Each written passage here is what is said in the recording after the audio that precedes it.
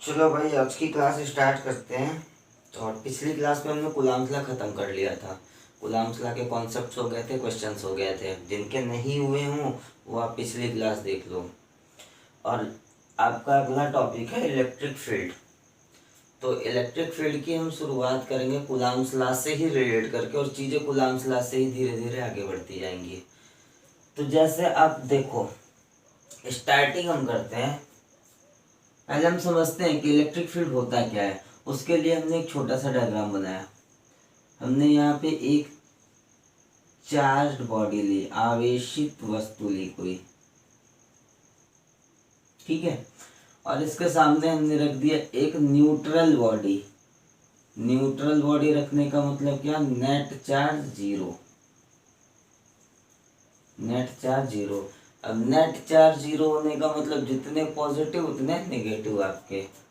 तो हमने ऐसे बना लिया, पॉजिटिव नेगेटिव पॉजिटिव नेगेटिव,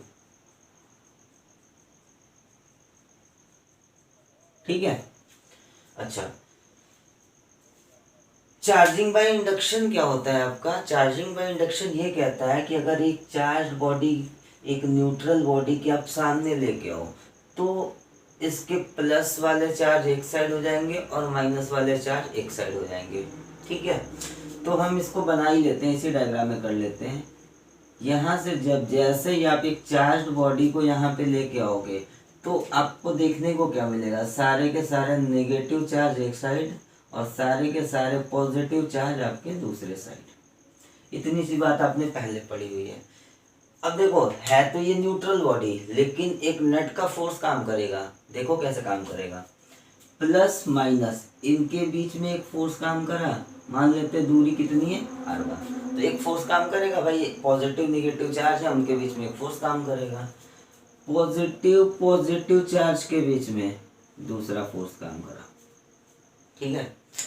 अब ध्यान से देखो, तो इस वाले फोर्स को अगर हमने F1 मान लिया और इस वाले फोर्स को हमने F2 मान लिया, ठीक है। तो ध्यान से आप देखो, तो R1 आपका क्या है, छोटा है, और फोर्स की वैल्यू क्या हो जाएगी, बड़ी। क्यों, क्योंकि F inversely proportional to 1/r² होता है। मतलब R की वैल्यू जैसे जैसे कम करते जाओगे वैसे वैसे फोर्स की वैल्यू बढ़ती जाएगी। तो आप कंपेयर करके देखो, यहाँ से R1 आपका छोटा है, मतलब क्या, F1 आपका बड़ा होगा। F1 ग्रेटर देन F2 बना यहाँ से। अब ये बताओ, कूलाम साहब ने क्या बोला था कि अगर इलेक्ट्रोस्टैटिक फोर्स लगाना है तो दोनों दो पॉइंट चार्ज होने चाहिए, मतलब ये भी चार्ज होना चाहिए और ये भी चार्ज होना चाहिए। लेकिन आपको यहाँ पे समझ में आ रहा है कि एक आपकी चार्ज्ड बॉडी है और सेकंड वाली आपकी न्यूट्रल बॉडी है, फिर भी इन दोनों के बीच में एक नेट का फोर्स ऑफ अट्रैक्शन काम कर रहा है। इन दोनों के बीच में नेट का फोर्स ऑफ अट्रैक्शन काम कर रहा है, ठीक है।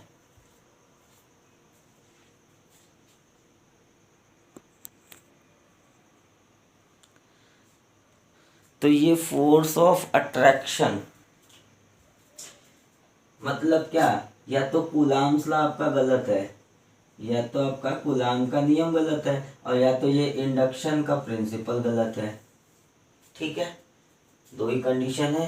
तो आप ध्यान से देखो, तो दोनों के दोनों ही सही हैं। इंडक्शन वाला प्रिंसिपल आपका करेक्ट है, कूलाम्स लॉ भी करेक्ट है। क्यों, क्योंकि coulombs law is valid for 2 point charges, और ये आपके पॉइंट चार्जेस नहीं है, ठीक है।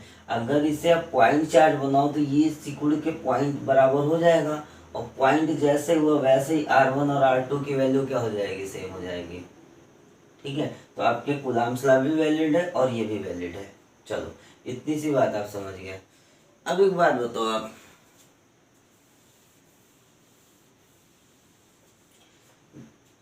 आपको बताना ये है कि जैसे मैंने मार्कर छोड़ दिया, मार्कर जैसे ही छोड़ा, मार्कर नीचे की तरफ जमीन पे गिर जाती है, ठीक है। मार्कर को हमें यहाँ से यहाँ डिस्प्लेस करना है। इसको हमने ऐसे हाथ से टच करा के डिस्प्लेस किया। दोनों में आप अंतर बताओ। पहले वाले केस में क्या था, पहले वाले केस में हमने जैसे ही छोड़ा वैसे अपने आप नीचे गिर गई, ठीक। दूसरे वाले केस में क्या हुआ, हमने इसको टच करके आगे बढ़ाया। तो ये दोनों चीजें क्या हैं, देखो, जिसमें अपने आप गिर रहा है, वहां पे भी एक फोर्स काम कर रहा है, यहाँ पे भी एक फोर्स काम कर रहा है, दोनों केसेस में फोर्स काम कर रहे हैं। जो अपने आप गिर रहा है, ठीक है, वो फोर्स आपका कैसा है, नॉन कांटेक्ट, क्योंकि बिना कांटेक्ट के ही वो नीचे गिर जा रहा है। ये जो हमने किया, ये फोर्स कैसा है, कांटेक्ट का फोर्स है। जैसे सपोज कर लो, आप ले लो चुंबक, मैग्नेट, और मैग्नेट का ये नॉर्थ लो, दूसरे मैग्नेट का ये नॉर्थ लो, और इस मैग्नेट को जैसे जैसे आगे बढ़ाओगे, ये वाला मैग्नेट अपने आप आगे बढ़ता जाएगा। अपने आप आगे बढ़ने का मतलब बिना हमने टच कराया इसको आगे बढ़ा दिया, ठीक है। या इसका साउथ ले लो, अब साउथ लोगे तो जैसे इसको आगे बढ़ाओगे ये एकदम से आगे इससे चिपक जाएगा। दोनों ही केसेस में हमने इस मैग्नेट को टच नहीं किया, ये अपने आप आगे चिपका है, ठीक। तो देखो, आपके फोर्सेस को हम कैटेगराइज कर लेते हैं।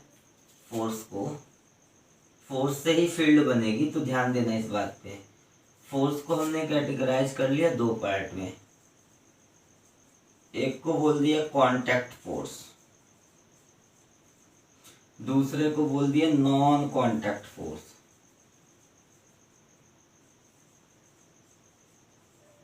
एक को हमने बोला कांटेक्ट फोर्स, दूसरे को बोला non contact force.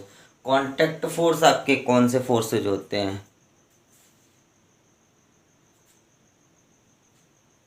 Contact force वो फोर्सेज होते हैं जिन्हें, देखो, एक बॉडी ये है, इस बॉडी को यहाँ से आपको डिस्प्लेस करके यहाँ पे लाना है।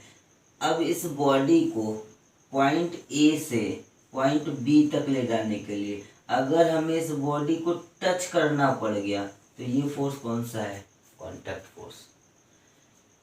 ए वाली बॉडी को बिना टच किए हम बी तक पहुंचा दे रहे हैं, तो ये हमारा फोर्स कौन सा है, नॉन कांटेक्ट फोर्स, ठीक है। तो आई थिंक ये दोनों बातें क्लियर हो गई होंगी, कांटेक्ट फोर्स और non contact force. Non contact force के थोड़े एग्जांपल देख लेते हैं। जैसे आपका होगा ग्रेविटेशनल फोर्स, ग्रेविटेशनल फोर्स। दूसरा हमने ले लिया मैग्नेटिक फोर्स, चुंबक के साथ भी ऐसा ही होता है, चुंबक के हाथ पैर नहीं होते खींचने के लिए, ठीक है, वो अपने आप ही आता है, ठीक है। तीसरा आपका आता है इलेक्ट्रिकल फोर्स, तीसरा आपका होता है इलेक्ट्रिकल फोर्स, ठीक। अब इन तीनों फोर्सेज की एक सेम प्रॉपर्टी होती है, थोड़ा सा ध्यान से देखो, इन तीनों की सेम प्रॉपर्टी है क्या, कि अब देखो, एक हमने चुंबक ऐसा रखा, थोड़ा सा कंसंट्रेटेड माइंड से देखो, 10 मिनट, इसको हमने ऐसे देखा, हमने एक चुंबक लिया, ये इसका नॉर्थ, इसका साउथ। दूसरा चुंबक हमने इतना दूर रख दिया, इसका नॉर्थ, इसका साउथ। अब कुछ होगा इस पे, नहीं होगा, बिल्कुल भी नहीं होगा। फिर आप करो, इस चुंबक को उठा के यहाँ पे लाओ, मतलब थोड़ा सा आपने पास में कर दिया, कुछ नहीं हुआ। आपने इसको उठा के थोड़ा सा और पास किया, ठीक है। अब जैसे ही इतना दूर रखा, अब थोड़ा सा इस चुंबक को आगे बढ़ाओ या इस चुंबक को आगे बढ़ाओ। अगर आप इसे आगे बढ़ाते हो तो ये भागना चालू कर देगा, आप इससे आगे बढ़ाते हो तो ये भागना चालू कर देगा। तो भागेगा क्यों, मतलब एक फोर्स लगेगा, तभी तो भागेगा, एक फोर्स लगेगा। और वो फोर्स जो होता है एक फील्ड के अंदर लगता है, वो फोर्स आपका एक फील्ड के अंदर लगता है, ठीक है। तो जितने सारे नॉन कांटेक्ट फोर्सेस होते हैं उनके उनके अपने खुद के एक फील्ड बनते हैं, एक क्षेत्र बनता है, एरिया बनता है। एरिया तो नहीं बोल सकते, फील्ड बोलेंगे, एरिया 2 डायमेंशनल स्ट्रक्चर है, ठीक है। तो जितने सारे आपके नॉन कांटेक्ट फोर्सेस होते हैं वो आपके एक फील्ड बनाते हैं। 11th क्लास में आपने पढ़ा होगा ग्रेविटेशनल फोर्स।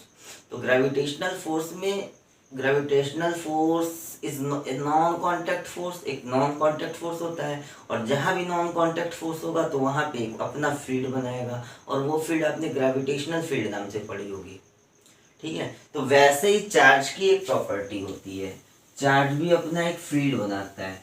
कैसे, देखो, एक चार्ज आपने यहाँ पे रख दिया, सेकंड वाले को ये इतना बहुत दूर रख दिया, कोई फोर्स नहीं लगेगा। फोर्स वैसे कूलम्ब्स लॉ के हिसाब से तो फोर्स लगेगा, डिस्टेंस अगर है तो फोर्स काम करेगा, लेकिन वो फोर्स कितना होगा, ऑलमोस्ट जीरो।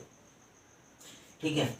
अब इस चार्ज पार्टिकल को, ये वाला जो यहाँ पे आपने चार्ज रखा है, इसको धीरे धीरे आगे बढ़ाओ। आगे बढ़ाओगे तो आप फील करोगे एक सर्टेन एरिया, एक सर्टेन पॉइंट के बाद इस चार्ज पे अचानक से फोर्स लगना चालू हो जाएगा। इस चार्ज पे अचानक से फोर्स लगना चालू होगा, और जितना एरिया के बाद फोर्स लगना चालू होता है वही इसका क्या बोला जाता है, फील्ड। और ये फील्ड कौन बना रहा है, इलेक्ट्रिक चार्ज बना रही है। फील्ड बनाने वाली चीज कौन है, चार्ज। तो इसलिए इस फील्ड का नाम हमने क्या रख दिया, इलेक्ट्रिक फील्ड। थोड़ी बहुत समझ में आई। एक छोटा सा एग्जांपल लेते हैं।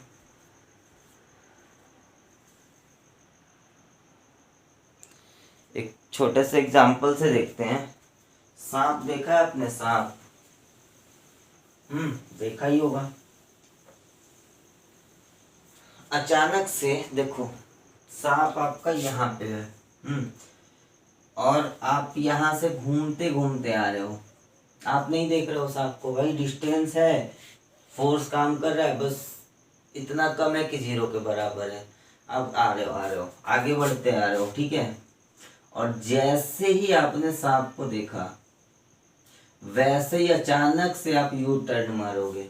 जैसे ही आप आराम से मौज करते हुए आ रहे हो, सांप को देखा, अचानक से यू टर्न मारा, ठीक है। क्यों मार लिया, क्योंकि जितने दूर पे आपने सांप को देखा, उतना दूर सांप अपना एक इफेक्ट बनाता है। तभी तो आपको डर लगता है। आप इधर से घूमते हुए आ रहे हो, यहाँ पे आपने देखा, यहाँ से यू टर्न मार लोगे। इधर से घूमते हुए आ रहे हो, यहाँ देखा, यहाँ से आपने यू टर्न मार लिया। तो मतलब आप जितने देखो, जितने एरिया में, जितने फील्ड में कोई चार्ज पार्टिकल अपना इफेक्ट शो करता है, वो उसका क्या बोला जाता है, इलेक्ट्रिक फील्ड। आई थिंक अब थोड़ी सी बात क्लियर हो गई होगी, ठीक है। इलेक्ट्रिक फील्ड पहले लिख लो, फिर इसको समझते हैं क्या होता है।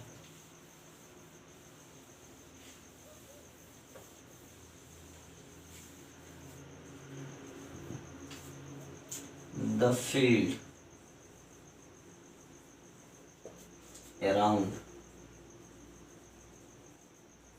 around a charge particle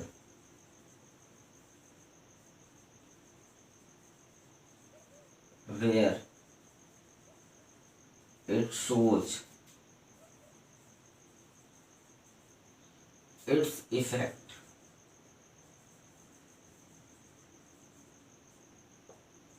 is known as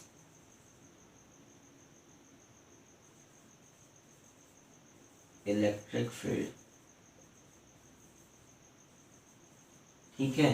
किसी आवेश के चारों ओर का वह त्रिविम क्षेत्र जहां वह अपना प्रभाव प्रदर्शित करता है, क्या कहलाता है, वैद्युत क्षेत्र। जैसे आप एग्जांपल में ले लो ना, मकड़ी का जाला ही ले लो। सेंटर पे आपकी मकड़ी होती है, चारों तरफ जाला होता है, ठीक है। कोई कीड़ा मकोड़ा आया तो बाहर उसको कोई इफेक्ट नहीं समझ में आएगा, कुछ भी नहीं, फोर्स 0। जैसे ही वो जाले के अंदर घुसना चालू करता है, वैसे ही उसका क्या समझ में आता है, उस पर एक फोर्स समझ में आता है, क्या वो अपनी तरफ खींचता है मकड़ी। तो मकड़ी के चारों तरफ का वो जो जाला है, वो उसका क्या है, एक फील्ड है। उसमें ये वाली मकड़ी अपना इफेक्ट शो कर रही है। वैसे इस चार्ज पार्टिकल के साथ है, चार्ज पार्टिकल अपने चारों ओर एक फील्ड बनाता है, जिसमें दूसरे चार्ज पार्टिकल पे फोर्स लगता है, ठीक है। और जितने एरिया में जितना अपना फील्ड बनाएगा, वो उसका फील्ड क्या बोला जाएगा, इलेक्ट्रिक फील्ड, ठीक है। इतनी बात क्लियर है, आगे बढ़ो, देखते हैं क्या होता है आगे, इसको और समझते हैं।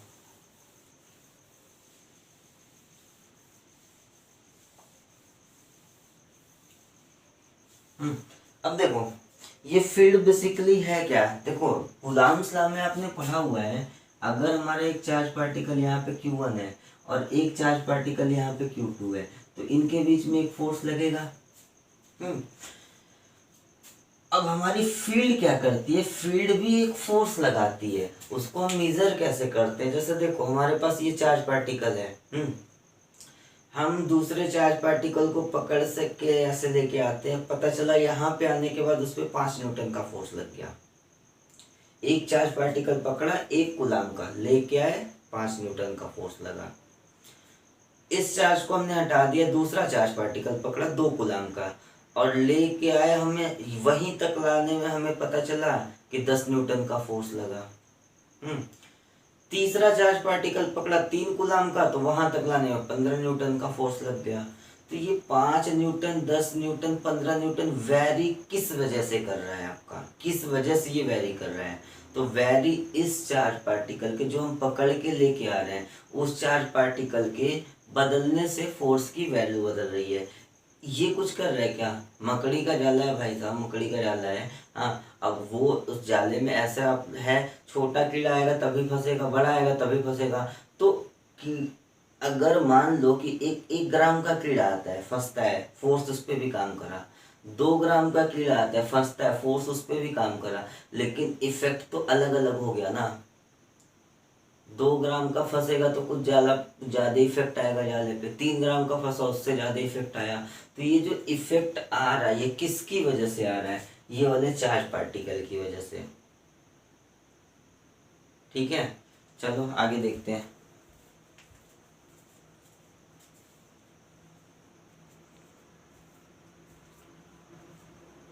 देखो, इसको हम ऐसे करते हैं।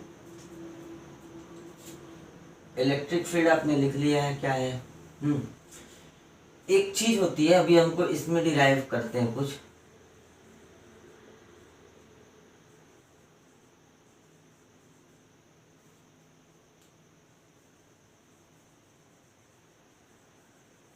इलेक्ट्रिक फील्ड इंटेंसिटी समझ लेते हैं क्या है।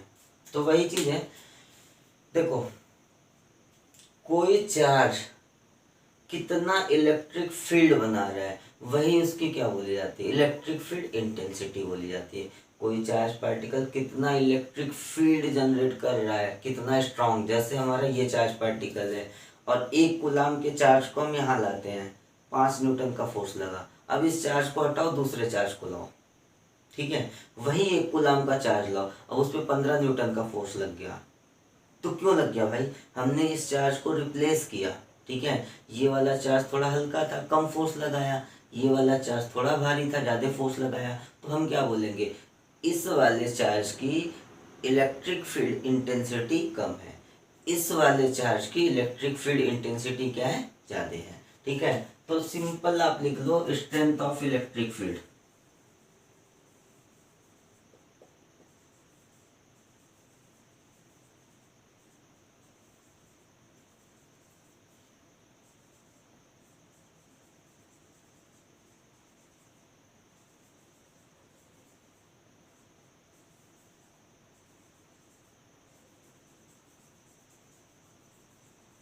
Strength of electric field is known as electric field intensity, और इसे हम रिप्रेजेंट करते हैं कैपिटल ई से, ठीक है।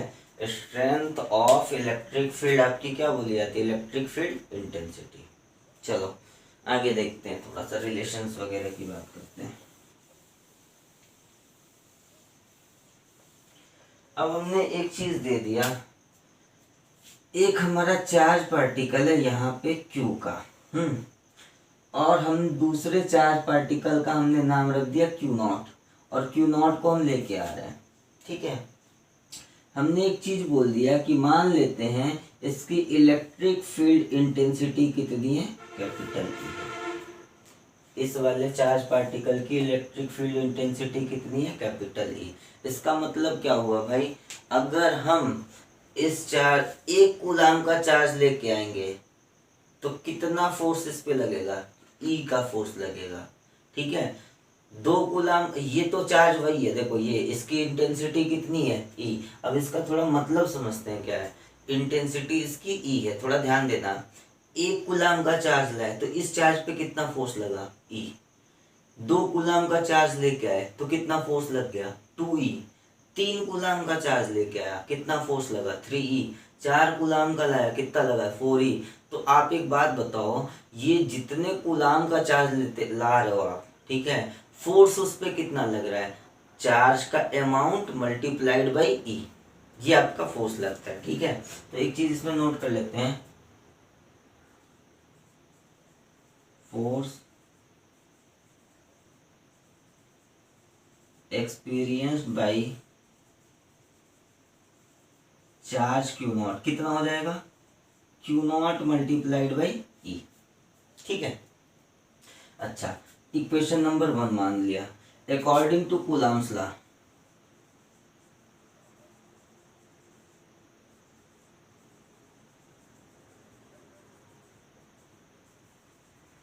कूलम्स लॉ के अकॉर्डिंग अगर मान लेते हैं बीच की डिस्टेंस आर है, इनके बीच की डिस्टेंस कितनी है आर, कूलम्स लॉ के अकॉर्डिंग जो फोर्स, ये हमारा एक इक्वेशन ये बना था, कूलम्स लॉ के अकॉर्डिंग जो फोर्स लगेगा वो कितना लगेगा, 1/4 पाई एप्सिलॉन नॉट, Q1 की जगह Q, Q2 की जगह Q naught divided by r square. इतना फोर्स काम करेगा। देखो भाई चार्ज तो वही है, डिस्टेंस वही है, तो चाहे हम इससे निकाल ले इलेक्ट्रिक फील्ड इंटेंसिटी से, चाहे हम इससे निकाल ले, दोनों से फोर्सेस तो बराबर ही होंगे ना। इसे हमने मान लिया इक्वेशन नंबर 2, दोनों से हमारे फोर्सेस क्या होंगे, बराबर होंगे। तो आप इसको एक काम कर लो, इक्वेशन 1 और 2 को कंपेयर कर लो। ठीक है, क्यू नॉट इंटू ई की वैल्यू किसके बराबर होगी, 1/4 pi epsilon naught q naught divided by r square.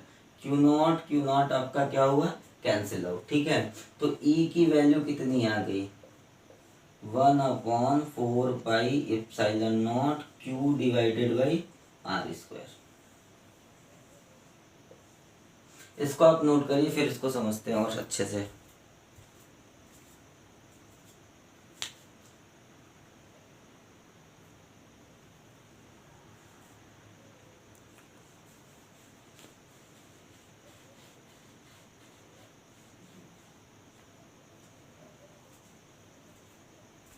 ठीक है, देखो अब आपके पास दो फॉर्मूले हो गए, ये लिख लेता हूं, इसको मिटा के साइड में लिखता हूं।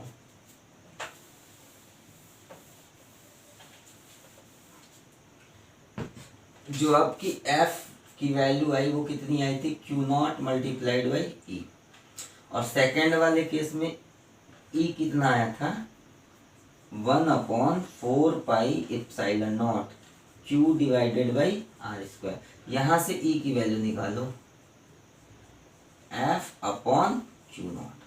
इसका मतलब क्या हुआ,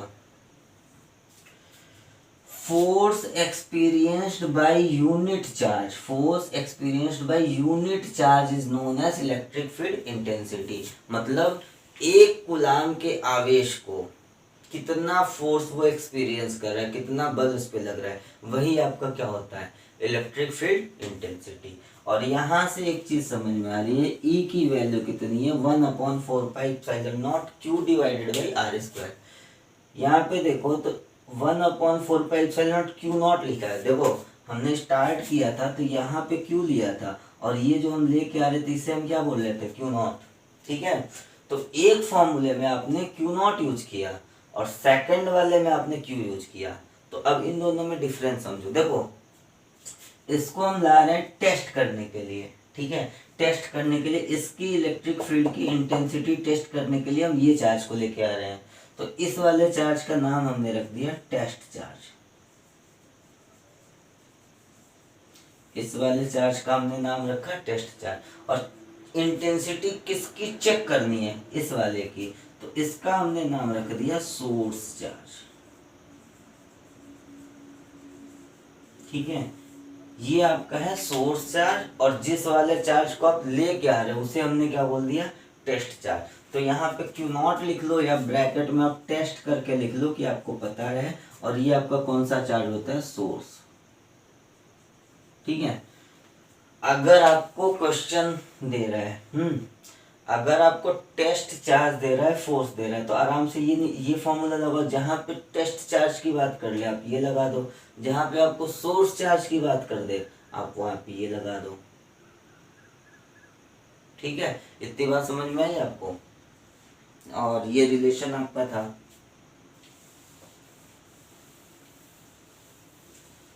तो आज थोड़ी सी इतना, आज इलेक्ट्रिक फील्ड की ये बेसिक्स थी। आज आप इतना ही देखो, क्योंकि आज थोड़ा सा मेरी तबीयत कुछ ठीक नहीं समझ में आ रही है। नेक्स्ट क्लास में इसके आगे हम करेंगे। Thank you.